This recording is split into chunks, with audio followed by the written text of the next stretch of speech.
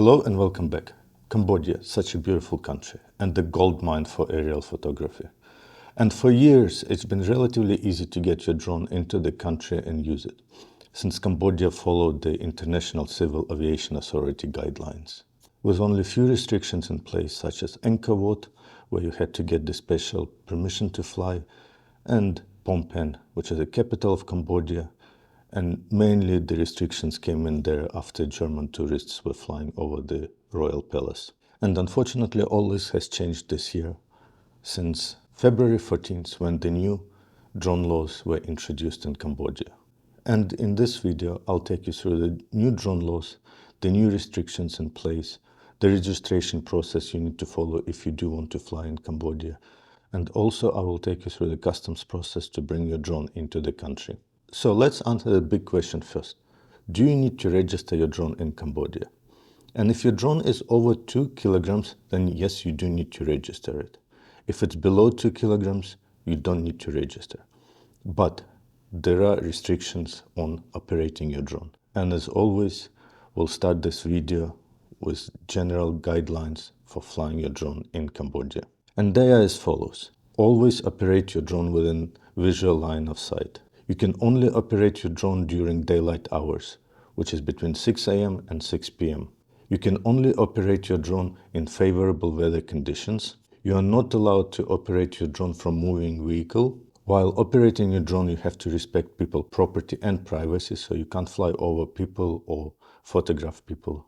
You cannot fly over restricted areas such as military installation, government buildings. You cannot operate your drone within 3 kilometers of any airport, but 3 kilometers being the rule, it's highly recommended you stay away about 5 to 8 kilometers from any airport. You can't operate your drone over protected sites such as Angkor Wat without special permission. And the new restrictions which came in as part of the February 14 law, you can't operate your drones over hospitals, schools, markets, stadiums, and also the new law covers all Angkor sites, so not just main Angkor Wat complex. And the biggest change which came in as part of this law, and probably the one which will stop most people from taking their drones into the country, is you cannot operate your drone higher than 20 meters. So if you want to fly above 20 meters, you have to get your drone registered with Civil Aviation Authority of Cambodia. And that brings me on to the registration process. In Cambodia, the registration process is not well defined. However, there's multiple entities which you need to register with to fly.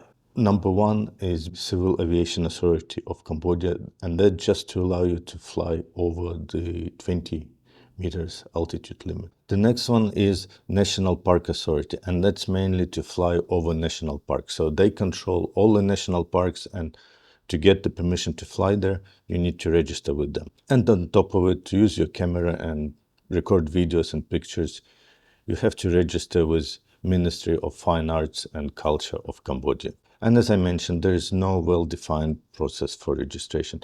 There is no online forms to fill in or online portals to register your drone.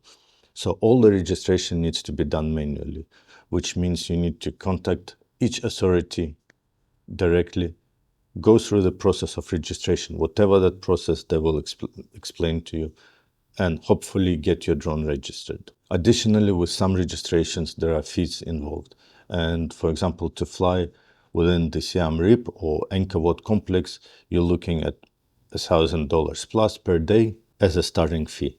Realistically, the process of registration is so complex that generally a tourist would not be able to do it. However, if you are determined to get it registered and fly your drone in Cambodia without too much of restrictions, my recommendation is to get in touch with one of the local companies. They call themselves fixers, and they will assist you with the registration. They have contacts directly into relevant authorities, and they will do the paperwork and everything on your behalf. So no matter what your decision is, if you are taking your drone into Cambodia for whatever reason to try and get it registered, or not to use it, but because you're traveling through Southeast Asia and you stopping in Cambodia and you have your drone with you, whatever the reason might be, you do need to get your drone through customs. And customs presents a challenge in itself. Previously, because drones were relatively allowed within the country, even though there was no customs clear definition rules on drones, they were generally let into the country. With the introduction of a new law and still no clear guidelines on customs rules, means customs officers use their own discretion when dealing with drones. And that can be quite different from customs officer to customs officer. And because of this, the biggest challenge you will face when entering Cambodia is to declare or not to declare your drone. And there is no official statement on it. But think about it this way. If you declare your drone, you might face some scrutiny. You may have to submit your drone and leave it at customs. There might be some import fees to pay.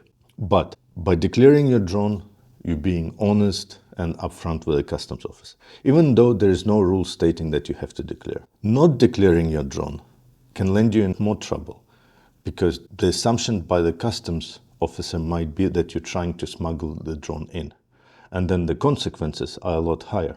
So I personally can't recommend which way you should go.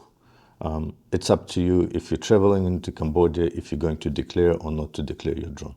One thing I do want to say, always make sure you have a proof that it's your drone and it's for personal use and not for resale or for any other reasons, right? And that proof can be anything from purchase receipts to registrations in different countries, etc., right? But always have some sort of proof that this drone is yours and for your use only. In our case, we always carry registrations from other countries. So, for example, we'll have a registration in Thailand, we'll have a registration in a number of Middle Eastern countries. We'll have all those documents in our drone bags. And if any questions arise, we can always show and say, look, we always follow the rules. We have all these registrations. So it's for our use only, when it's not for resale. And last point on the customs is always know the law. That gives you a very big advantage. By knowing the law, right, you can always stand your ground. So drones are allowed in Cambodia, providing you follow the flying rules, which we've discussed earlier. So if you know that, and you stand your ground with the customs officer by saying is, the drones are allowed, I'm not going to fly it above 20 meters, I'm not going to fly it here, I'm not going to fly it there, I might not fly it at all.